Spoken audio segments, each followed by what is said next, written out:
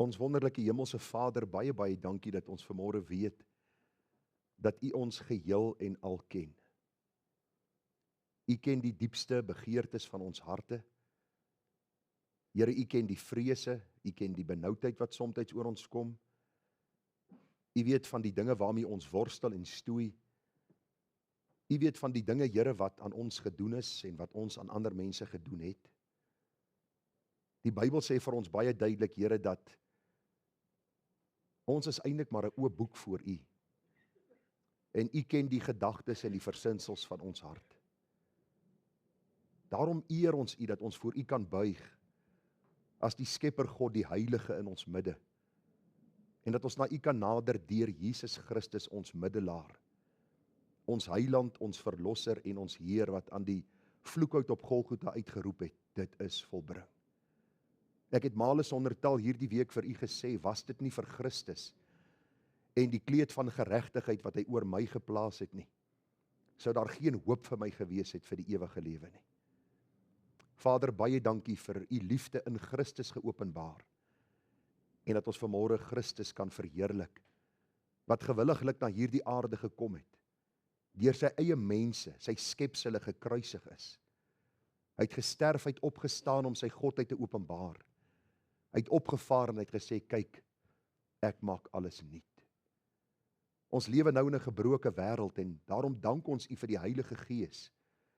Die Gees van waarheid en insig en kennis en verstand, wat aan ons harte kom woning maak hierdie dag by wedergeboorte. En wat deur die blaaie van die Bybel vir ons leer, Here, wie U is en wie ons is en watter groot genade aan U ons bewys het en hoe ons moet leef te midde van 'n krom en verdraaide geslag. Ek bid vanmôre vir ons as gemeente, Here, dat ons nie ons tyd sal vermors op aarde nie. Dat ons werklik sal besef, ons het een lewe en gou gaan dit verby. En net wat ons vir die Here gedoen het, sal staande bly. Ons is so besig in die geveg om oorlewing dat ons vergeet dat hierdie tydelike sal verbygaan. Gister gelees uit die woord. Dis duidelik dat ons niks in hierdie wêreld ingebring het nie. Ons sal ook niks uit hierdie wêreld wegneem nie. En tog, Here, is die meeste gestel daarop, wat het hulle, wat ry hulle, waar bly hulle, wie is hulle? En ag Here, terwyl U vir ons hierdie goeie gawes gee, dank ons U daarvoor. Maar dit definieer nie ons persoon en ons karakter nie. Want ons weet voor U is ons sondaars. En ons weet uit genade is ons gered. En dit nie uit onsself nie. Dit is die gawe van God, nie uit die werke nie, sodat ons nooit kan roem nie. Ons roem is in Christus. Hierdie Heilige wat in ons plek die straf vir sonde gedra het. Vader, baie dankie vir elkeen wat hier is. Dankie vir elke kind, elke jongmens, elke middeljarige, elke ou mensie. Dankie dat U hulle veilig op die paaie bewaar het. Dankie dat ons vanmôre kan saam wees in U naam en vra ek nou dat U dit vir ons maklik sal maak om te luister na U woord. Ag, wil ek maar sê, spreek Here, want U dienskneg en U diensmaag luister. Gemeente, genade, barmhartigheid en vrede word vir U geskenk van God ons hemelse Vader en ook van ons dierbare Here Jesus Christus. En dit word kragtig menigvuldig deur die werking van sy Gees ook hier by ons. Amen. Kom ons lees saam Psalm 54. Ons lees uit die standaardvertaling of soos dit bekend staan, die ou vertaling. Vir die musiekleier met snaarinstrumente 'n onderwysing van Dawid toe die Sefiete gekom en aan Saul gesê het Dawid hom nie by ons weggesteek nie? O God, verlos my deur U naam en doen goed aan my reg deur U mag. O God, hoor my gebed, luister na die woorde van my mond. Want vreemdes staan teen my op en tiranne soek my lewe. Hulle stel God nie voor hulle oë nie. Sela. Kyk, God is my helper. Dit is die Here wat my siel ondersteun. Hy sal my vyande die kwaad vergelde. Vernietig hulle in U trou. Vrywillig wil ek aan U offer. Ek wil U naam, o Here, loof, want die is goed. Want die het my uit alle benoudheid gered en my oog het met welgevalle op my vyande neergesien. Ons gaan net hierdie paar verse saam lees, 'n besondere gedeelte in God se woord. As teks van oordeenking vanmôre dan vers 6. Kyk, God is my helper. Dit is die Here wat my siel ondersteun. Die tema dan, God is my helper, Hy ondersteun my siel. Nou, terwyl ek besig was om hierdie boodskap voor te berei die week, het ek daaraan gedink dat adellikes, 'n koning of 'n prinses of iemand, nogal die verbeelding van mense aangryp. As mense dink aan 'n koning of 'n prinses of 'n koningin, dan dink hulle dadelik aan 'n paleis, pragtige paleis. Ek ken mos al die sprokiesverhale, en hulle dink aan 'n kroon op die hoof, 'n troon waarop die persoon sit. Hulle dink aan die klomp diensmeisies wat om jou is en jou gee die begeerte van jou hart, goue bekers, rykdom, oorvloed, en al hierdie dinge is wat ons assosieer met adellikes, met 'n koning of 'n prinses of wat ook al. Maar vriende, terwyl ek hierdie week daaraan gedink het, het ek hier op my notas geskryf, nie so met koning Dawid nie. Hy was deur God geroep gewees, hy was 'n uitverkorene van God, 'n uitverkore werktuig van God, deur God gekies om sy volk te lei. Maar Dawid het alles behalwe hierdie paleis, hierdie troon, hierdie kroon en al hierdie diensknegte gehad. Inteendeel sien ons dat Dawid geleer het uit wat hy gelei het. Ons lees in die psalms van verraad, ons lees van hartseer, swaar kry, vrees en pyn, en onmiddellik dink ons by onsself, maar hoe sal God so iets doen aan sy uitverkorene? Hoe sal God hierdie man roep agter die skape uit en sê, kom lei my volk, en dan gee die Here vir hom 'n groot mate van stryd en pyn en hartseer en al die dinge wat hy beleef het. En ag vriende, dis eenvoudig omdat die Here ook besig was om Dawid te vorm, om Dawid te vestig in hierdie posisie, sodat Dawid ook die volk met wysheid kan begelei. Nou ek het daaraan gedink, dit is so ironies in Suid-Afrika en eintlik wêreldwyd onder die westerse Christene. Luister, onder die westerse Christene is hierdie ding gevestig. En dit word deur baie van hierdie voorspoedskerke gepreek, dat die pad na die hemel eintlik 'n seepgladde pad moet wees, 'n sleepgladde reis waar ons eintlik net die beste van die lewe moet kry, en omdat alles aan God behoort, my pa is die koning van die heelal, sing hulle, nou moet dit goed gaan met my. En vir die geringste stryd in my lewe raak ek ongeduldig en vra ek vir die Here, Here, wat doen U nou? Sien U nie wat aangaan nie? En uit hierdie psalm sal ons leer dit wat die apostel Paulus in Handelinge 14:22 vir die disippels geleer het. En daar staan Paulus het die siele van die disippels versterk en hulle vermaan in die geloof om in die geloof te bly deur te sê ons moet deur baie verdrukkinge in die koninkryk van God ingaan. Dis presies wat Dawid geleer het, dis wat die apostel Paulus vir die Nuwe Testamentiese kerk kom leer, dat ons deur baie verdrukkinge in die koninkryk van God sal ingaan. Dit beteken nie, vriende, dat ons moeilikheid moet gaan soek met mense, sodat ons nou miskien met 'n blou oog by die kerk kan kom en ons sê, dis terwille van Jesus dat my oog so lyk nie. Dis nie wat die Bybel sê nie. Maar wat die Bybel sê is, daar kom stryd oor my pad, en daar kom dinge oor my pad, en dikwels is dit vir my so 'n bietjie lynreg teen my gedagte, wat ek dink die pad van die kind van die Here moet wees, en dan raak ek ongeduldig in hierdie stryd. In Psalm 54 sal ons sien, vriende, hoe Dawid se vertrouelinge teen hom opgestaan het, en dis wonderlik in hierdie studie wat ek gedoen het, om te sien wie die Sefiete was en wat hulle presies gedoen het. Ons sal sien in hierdie Psalm hoe dat Dawid in wanhoop besef dat die arm van vlees nie vertrou kan word nie, maar wel die Here, en daardeur sê ek nie, daar mag nie broederskap wees nie, en ons mag nie ons hart teenoor 'n broer openbaar nie. Maar wat ek vir u wil sê is, dat daar baie keer net een uitkoms is vir my situasie, en dit is die Here self wat die uitkoms gee. In hierdie Psalm sal ons die hartseer uitroep aan die begin sien, en dan die danklied waarmee Dawid afsluit, omdat die Here hom gehoor en vir hom uitkoms gegee het. En kom ons val dadelik weg met hierdie Psalm, en u sal sien, ek gebruik die brille met die afkondigings, omdat dit klein is. My preek is gedruk omtrent so groot, so ek kan redelik sien wat daar staan. So, kom ons werk vers vir vers deur hierdie Psalm, en dan gaan ons 'n besondere stil staan by vers 6, ons teks van oordenking, en ek vertrou na afloop van hierdie diens sal u verstaan presies waaroor Psalm 54 gaan. Daar staan vir die musiekleier met snaarinstrumente onderwysing van Dawid. Nou vriende, ek het vir u reeds gesê toe ons hierdie reeks begin het, dat hierdie psalms was gesing by geestelike byeenkomste, Baie van dit is geskryf deur koning Dawid. Ons weet hy het self musiekinstrumente bespeel. En baie belangrik, ons het vir u gesê dat hierdie woorde betekenisvol is. Dit was nie net leefwoorde met musiek nie, maar die musiek en die woorde het mekaar aangevul met die doel, dat die hart en die emosie na vore kom en daar uiting gegee kan word daaraan, maar dan ook die eer aan die Here wat die uitkoms gee in moeilike situasies. Hierdie lied, vriende, as ons na hierdie lied gaan kyk in Psalm 54, dan sien ons die hartseer toon waarmee dit begin. Die Sefiete wat vir Dawid verraai het.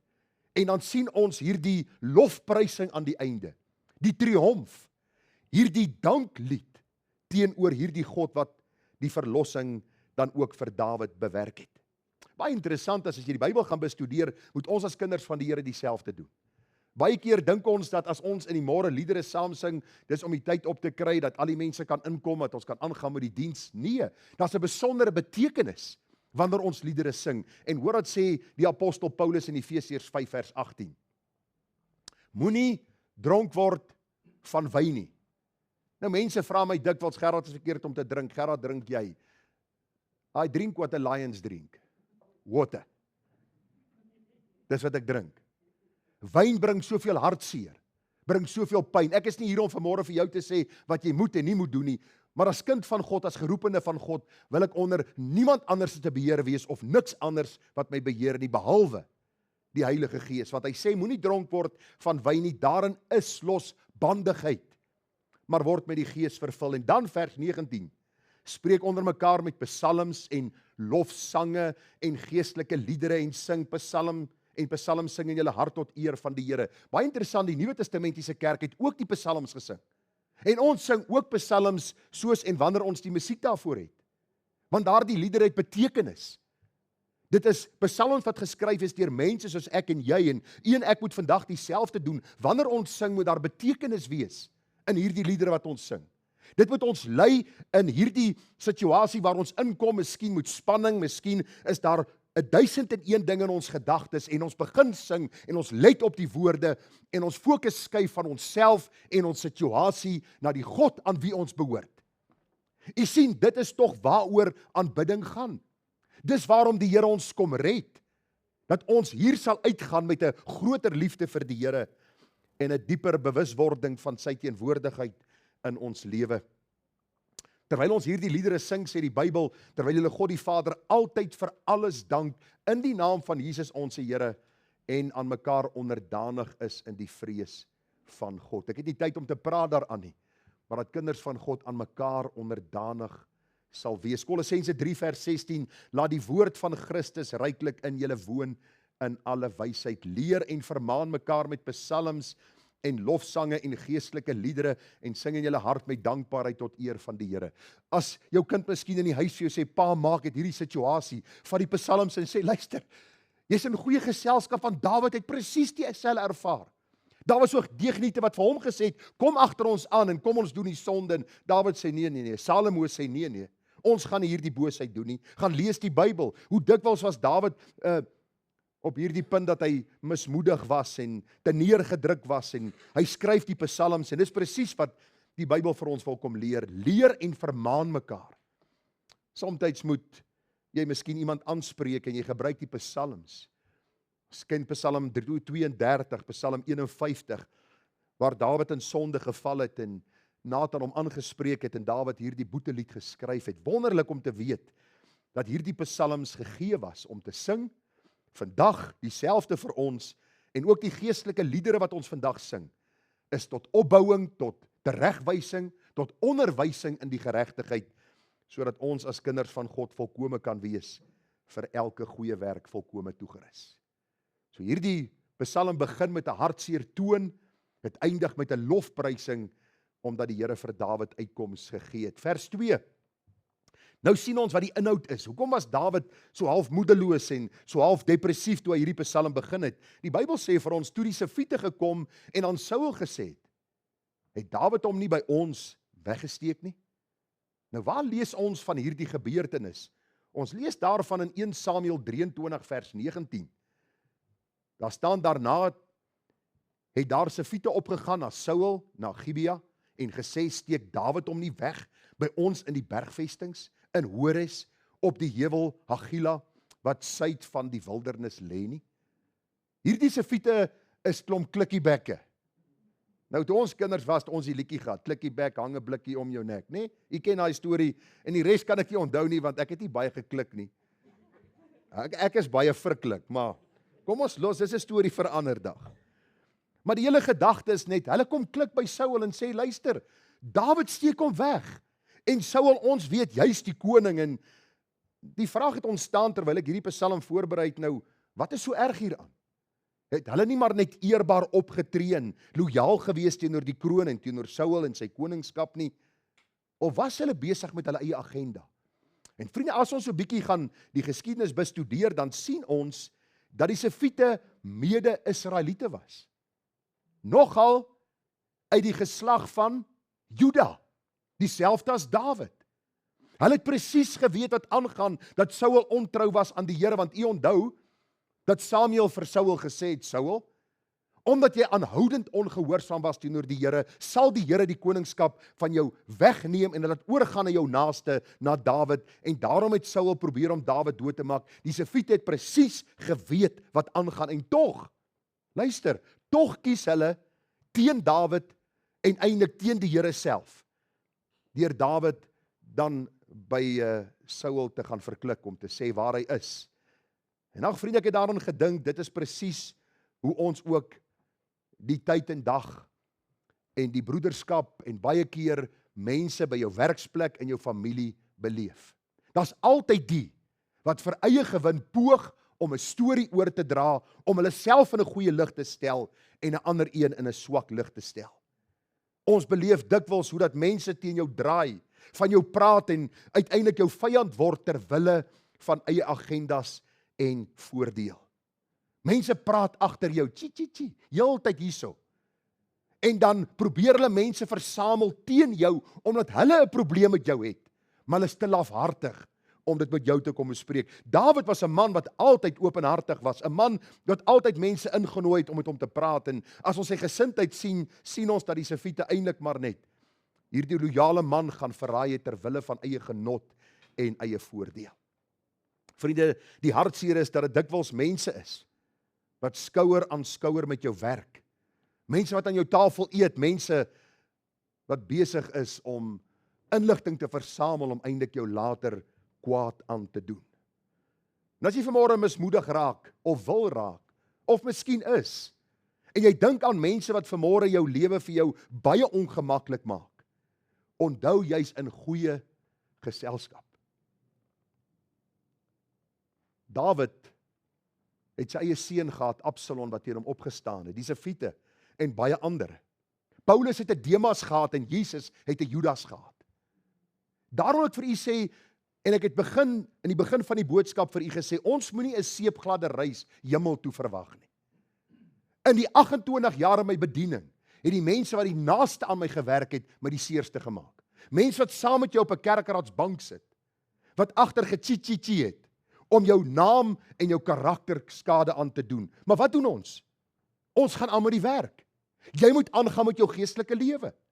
Jy kan nie moed opgee nie, jy kan nie in die middel van hierdie stryd sê, Here, so bietjie tyd uit, gee hierdie oue geel kaart, of sommer 'n rooie, dat hy vir altyd sal ophou om hierdie goed aan my te doen. Nee, ons is daar geroep deur die Here, en dit wat God beskik oor ons lewe, sal God genade gee, dat ons daardeur kan kom.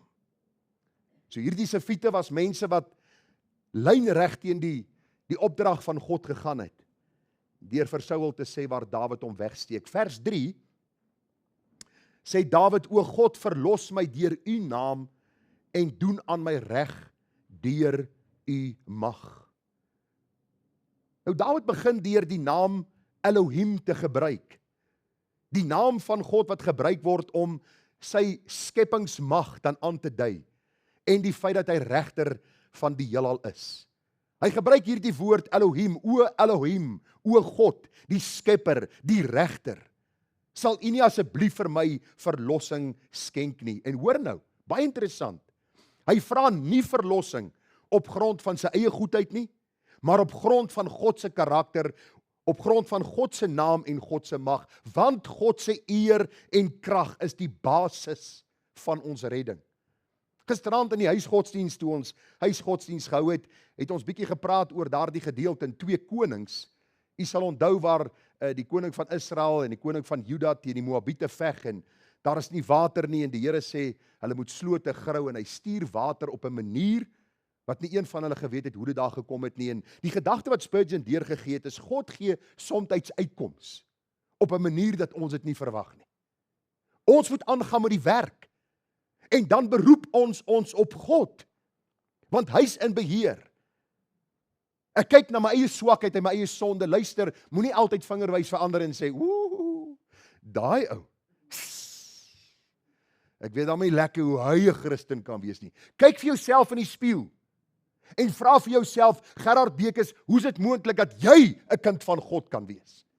Want ook jy is onder God se oordeel en toorn gewees en hy het genade dat hy jou kom red. Daarom is ons vanmôre in die hospitaal van die Here om medikasie te verkry uit sy woord, om uitgestuur te word om die nuwe week tegemoet te gaan. Daarom is die onderlinge byeenkomste so belangrik, want u sien, as kind van God lewe ons in 'n gebroke wêreld, ons sondig teenoor ander sondig teenoor ons. Daarom beroep ons op God nie ter wille van ons goedheid, of sê eerder op grond van ons goedheid nie, maar op grond van God se karakter.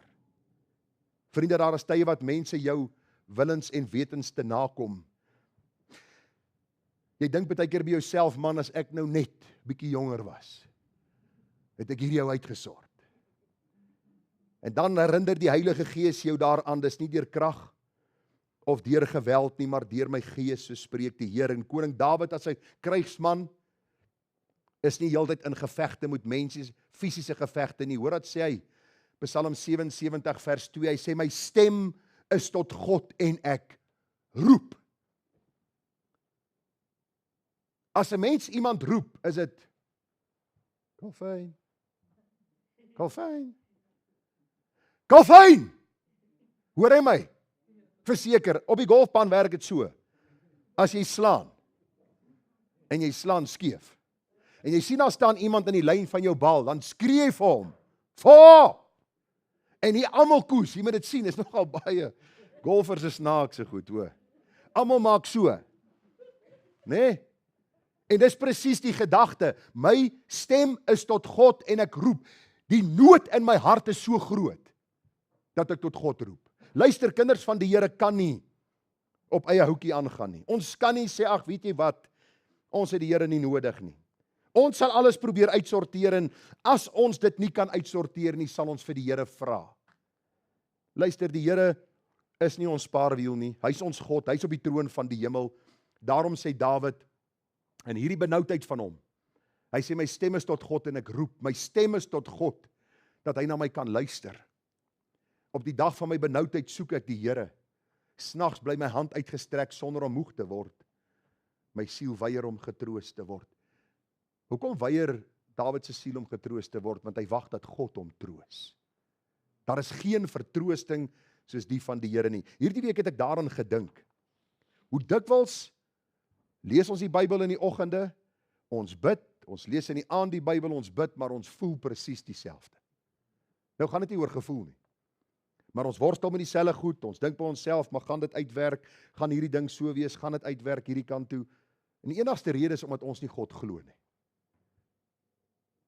Een van die oordenkings wat ek hierdie week sal uitsaai, gaan juis oor die gedagte, dat die apostel Paulus sê, dat hierdie God van die Bybel is die God wie se beloftes ons kan glo. Daarom sê Dawid, Here, ek is benoud, ek roep na U nie op grond van my goedheid nie, maar op grond van U karakter, op grond van U wese, gee asseblief vir my uitkoms. Maar Here, gee U die uitkoms. Dan gaan dit blywende uitkoms wees. Die oomblik wanneer ons wil kwaad met kwaad vergeld, luister, jy sink al hoe dieper in elende. Want jou gewete raak nie stil nie. Volgende gedagte, Psalm 54 vers 4. Hy sê, God, o God, hoor my gebed en luister na die woorde van my mond. Nou vriende, in die gebed hoor ons amper 'n kreet van 'n wanhoopige hart. Dawid weet dat God alleen die mag het om in te gryp. Hy's uitgelewer, hy's verraai as te ware verkoop deur sy mense en hy sê, Here, hoor my gebed, luister na die woorde van my mond. Dawid draai sy aangesig na die Here. Hy besef dat mense teleurstel. En as jy nog nie deur mense teleurgestel is nie, dank die Here daarvoor. Ek dink almal gaan julle hande opsteek. Ek is nog nooit teleurgestel deur mense nie. Dis hoekom ek nie uitnodigings maak nie, want elke keer as ek dit sal doen, sal niemand reageer nie. Want ons almal weet wat teleurstellings is. Dawid gaan deur hierdie teleurstelling en hy sê, Here, help my. Here, hoor my woorde. Ek kan nie op my eie broers vertrou nie. Sefiete is deel van die Israeliete uit die geslag van Juda en hulle verraai vir Dawid uit die geslag van Juda wat koning geword het oor Israel. Hoor wat sê die Here in Jeremia 17 vers 7. Geseënd is die man wat op die Here vertrou en wie se vertroue in die Here is, want hy sal wees soos 'n boom wat by water geplant is en sy wortels uitskiet by die stroom en nie vrees as daar hitte kom nie, maar sy blad bly groen. En in die jaar van droogte is hy nie besorg nie en hou nie op om vrugte te dra nie. Geseënd is die man wat op die Here vertrou. Wie kan vir my sê wat net daarna volg? Vervloek is die man wat die arm van vlees sy vertroue maak. Daardeur sê ek nie, vriende, dat ons nie broeders kan vertrou nie. Maar wat ek vir u sê, daar kom tye wat jy jou vasloop teen 'n broer of teen mense wat jy skouer aan skouer mee gewerk het, miskien familie of vriende of werkskollegas, en jy besef dis net die Here wat nou vir my die uitkoms kan gee. Spreuke 23 vers 11, want hulle verlosser is sterk, hy sal hulle saak teen jou verdedig. Verwysende dat die Here sterk is, hy sal ons saak verdedig. Jeremia sluit aan daarby Jeremia 50:34, maar hulle verlosser is sterk, die Here van die leerskare is sy naam.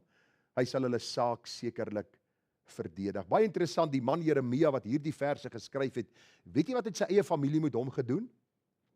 Ek gaan gou vir julle sê, hy het hom genooi vir 'n Sondagmiddagete, voorgereg, hoofgereg, skaapbout, nageregs, sagepudding. Is dit so? Nee, ja, julle frons is reg.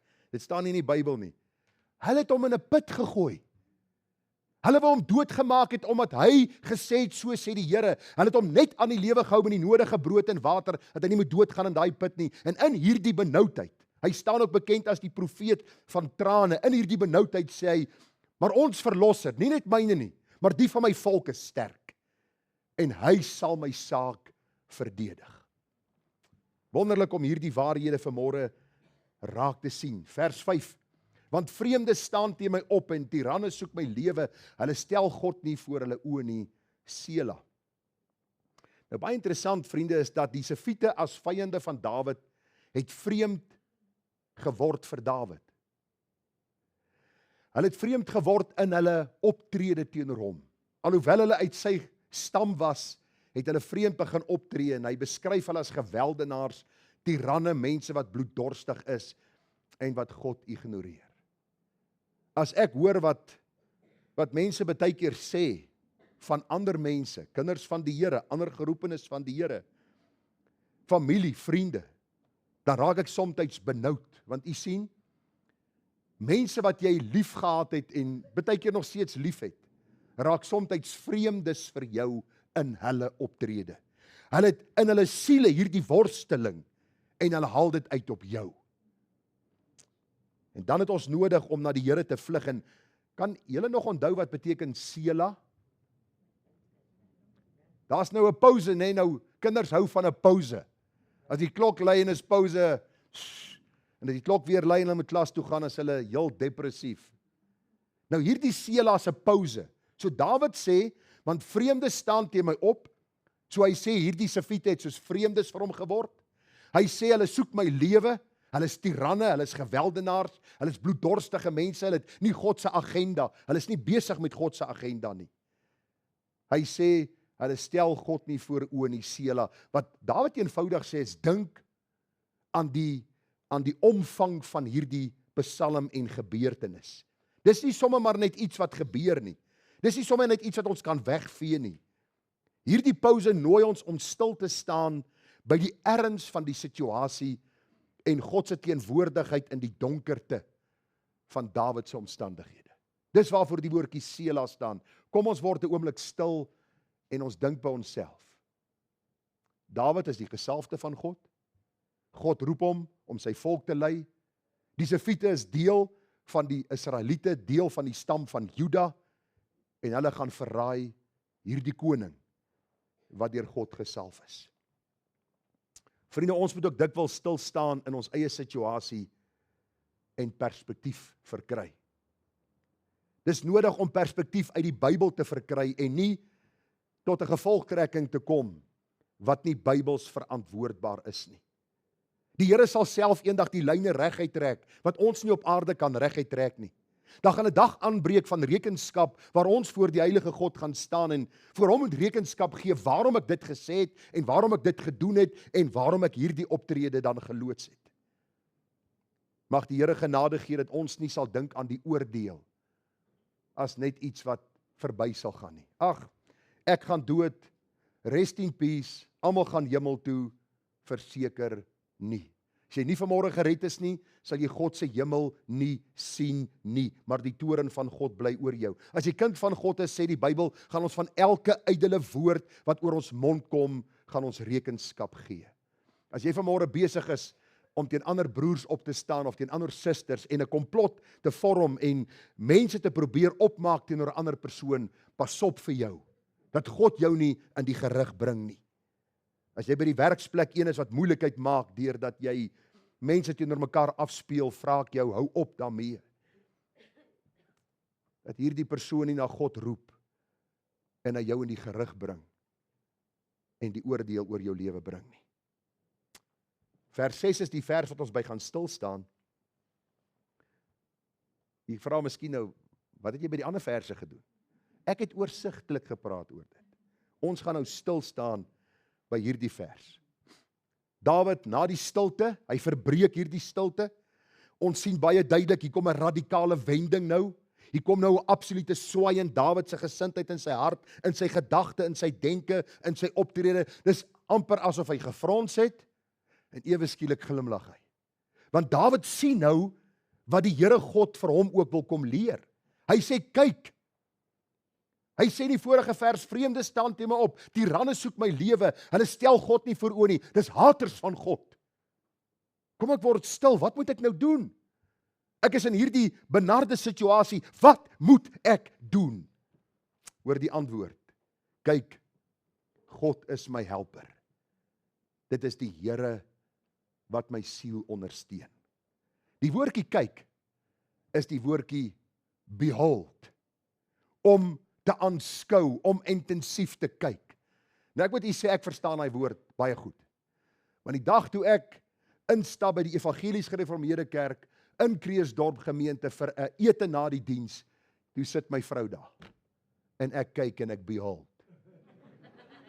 En ek bly kyk, en die meisie wat ek mee uitgegaan het op daai stadium, stamp my op 'n stadium so, want sy sien ek kyk, en ek kan nie ophou kyk nie. En hy kyk het verander in 'n huwelik en hier sit ons. Behold beteken om intensief te kyk, om te kyk met die doel. Dawid sê, kyk, behold, vestig jou aandag nou op hierdie gedagte. En dan die volgende woord, God is my helper. Hierdie woordjie God, al reeds vir u gesê, is die woordjie Elohim. In die Engels staan dit bekend as die Supreme God. Met ander woorde, hy is die enigste ware God. Hy is nie soos die afgode wat nie hoor en nie sien en nie kan antwoord nie. Hy alleen is die God wat vertrou kan word. Die woordjie Elohim, die Supreme God, aanskou God. In jou moeilike situasie vra ek jou, neem tyd om stil te word. Hou op soos 'n afkop hoender rondhardloop en probeer alles uitsorteer en met jou vrou praat en met jou kinders praat en met almal praat oor hoe kan ons hierdie situasie uitsorteer nie. Raak stil en sê, Here, ek wil u aanskou uit die blaaie van die Bybel, want u is die enigste ware God wat hulp kan verleen. Baie interessant, hy sê, kyk, God is. Met ander woorde, hy was nie my helper nie, hy sal nie nog my helper wees nie, hy is nou my helper. Dis 'n voldonge feit. God is nou my helper. En hierdie woordjie my, Hy's nie net ander se helper nie. Hy's my helper persoonlik. Baie kinders van die Here dink baie keer dat die beloftes in die Bybel is vir ander. Daai geestelike tannie in die gemeente, die beloftes is vir haar. Daardie predikant, hy praat van God se beloftes is vir hom. Die Bybel sê vir ons, hierdie beloftes is ook vir ons, want die God aan wie ons behoort is een en dieselfde God.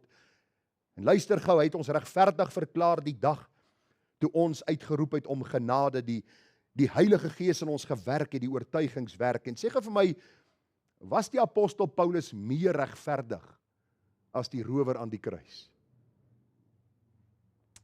Want een en dieselfde God het hulle gered.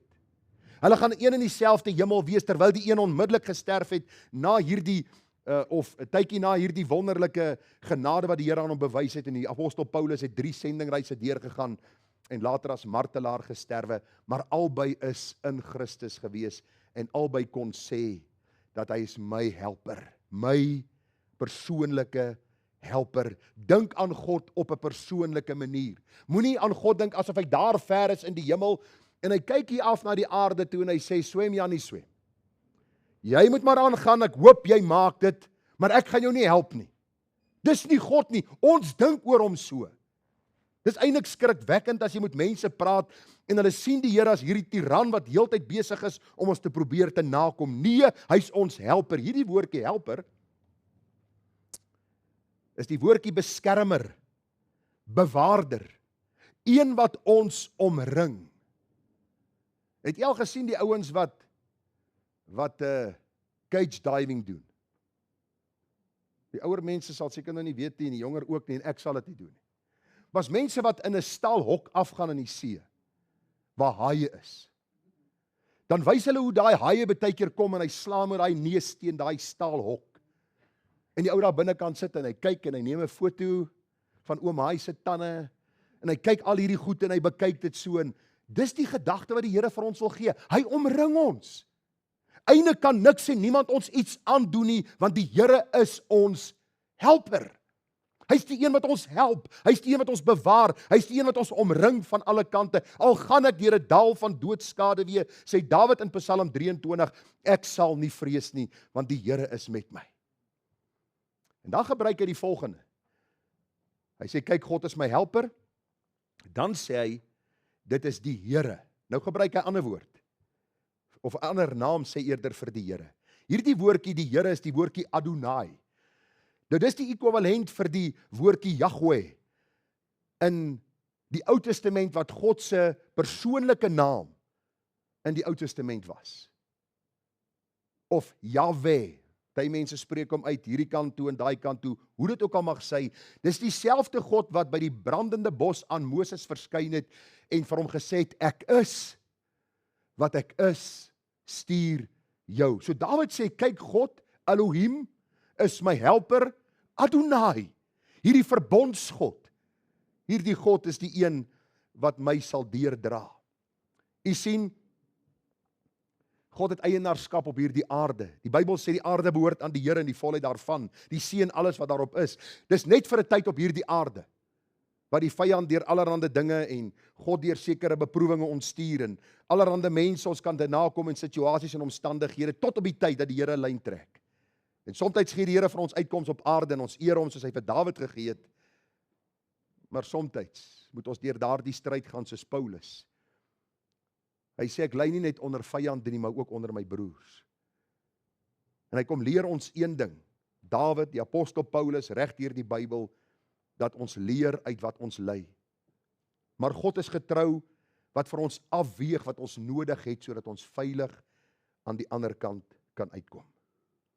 As hy sê, dit is die Here wat my siel ondersteun, dan sê hy, die Here, die opperheerser, die skepper, is die een wat my siel ondersteun. Nou gaan ons uitkom by die gedagte, die siel.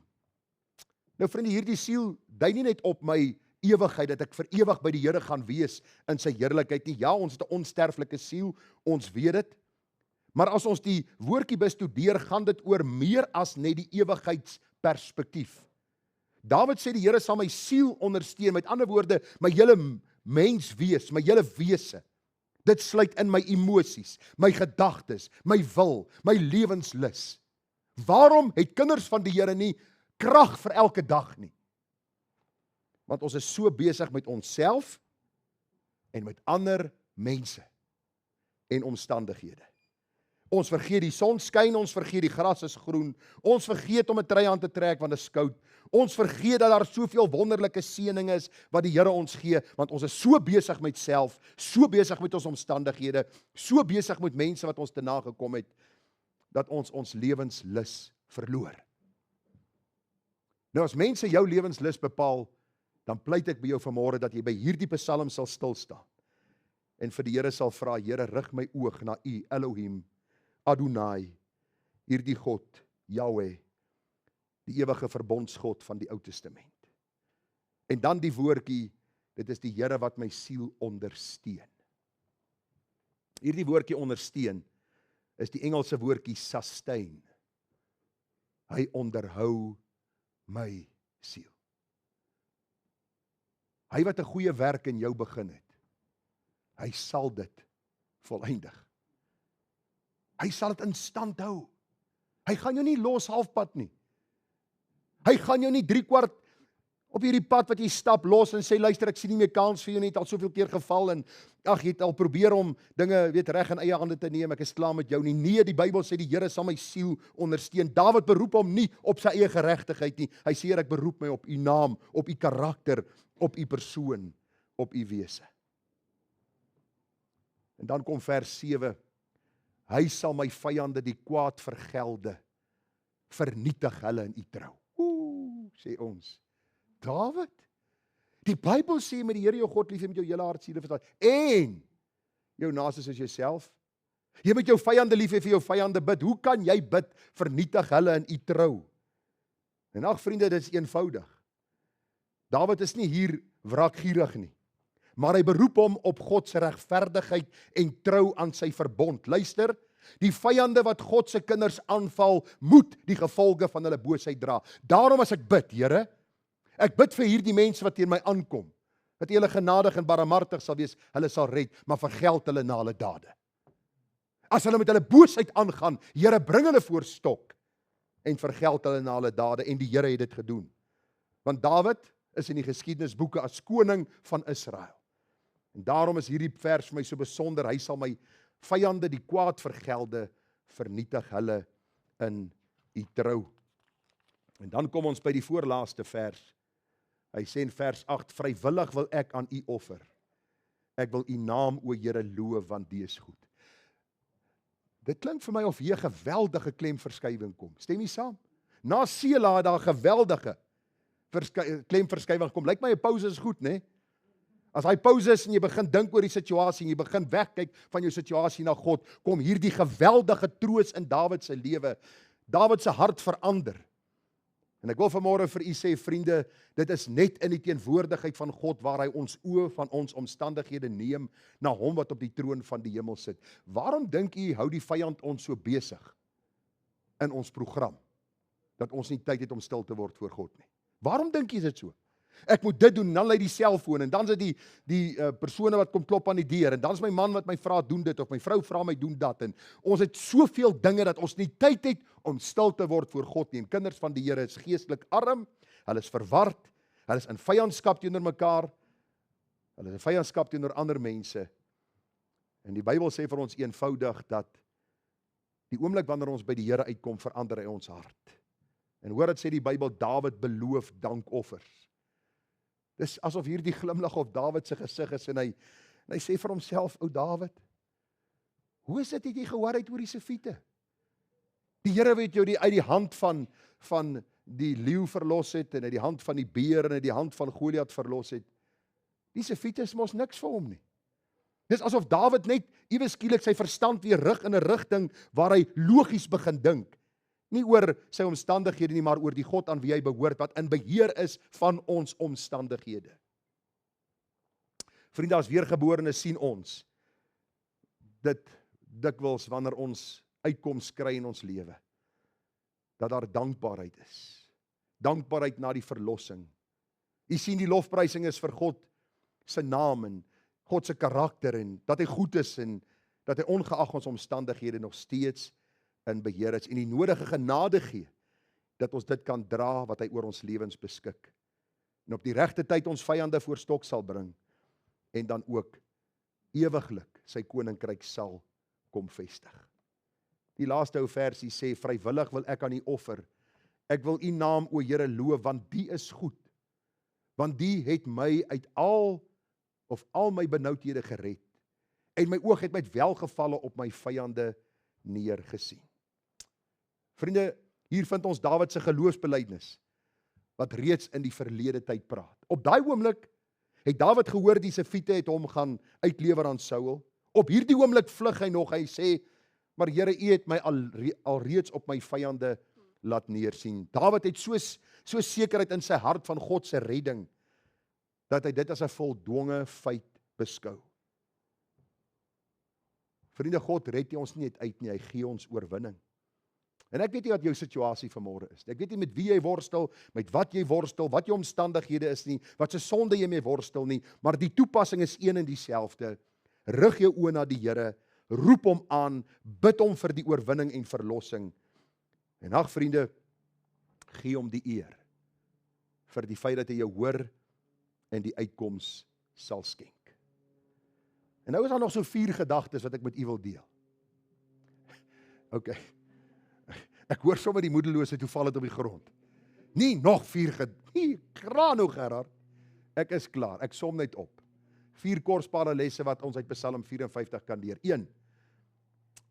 Afhanklikheid. Die mens is onbekwaam om homself te red. God is die enigste helper. God se getrouheid. God se naam en trou staan sentraal. Sien dit raak in die Psalm. Regverdigheid, God sien die onreg en sal op sy tyd reg laat geskied. Dankbaarheid. Daar moet lofprysing wees, want dit is die gepaste reaksie op God se reddende regterhand. Dis Psalm 54. Vers 6 was die klem, was die vers wat ons op so 'n bietjie gefokus het, maar die hele Psalm kom leer ons een ding, dat ons altyd ons afhanklikheid van die Here moet verklaar. Ons kan nie op ons eie geregtigheid staan nie, maar op God se getrouheid. Hy is regverdig en sal self met die vyande deel. Kom ons wees dankbaar dat ons hierdie God ken, dat ons aan hom kan behoort. Kom ons bid saam. Vader, baie dankie dat ons vanmôre by Psalm 54 kon stil staan. Dankie vir al die waarhede wat ons kon leer uit hierdie Psalm. U weet wat ons omstandighede is, u weet wie die mense is waarmee ons worstel, u weet die situasies waarin ons is, miskien die sonde waarmee ons worstel, mense wat ons te nagekom het, miskien nog steeds, leenaars wat oor ons pad gekom het, kwaad, stekers en mense wat booswigte is. Maar ons vra u Here dat u self op u eie manier sal deel met hulle, maar dat ons oë op u gerig sal bly. Dat ons nie so vasgedraai sal raak in ons omstandighede, dat ons lewenslus verloor, ons emosies heeltemal omvergewerp sal word, omdat ons vaskyk teen mense nie. Daar is 'n God op die hemel, of in die hemel, wat op die troon van die hemel sit en van die aarde maak die voetbank van sy voete, in wie ons vertroue stel. Here, oor 'n nag kan u 'n verandering bring en ons weet dit. Daarom vertrou ons op u. Leer ons om hardop te roep na u. Leer ons, Here, om in ons binnekamer tyd te neem met u en werklik ons saak te deurdink en te deurbid en te vra dat u die uitkoms sal stuur op u regte tyd. Here, ons eer u, ons loof u en ons prys u naam. Amen.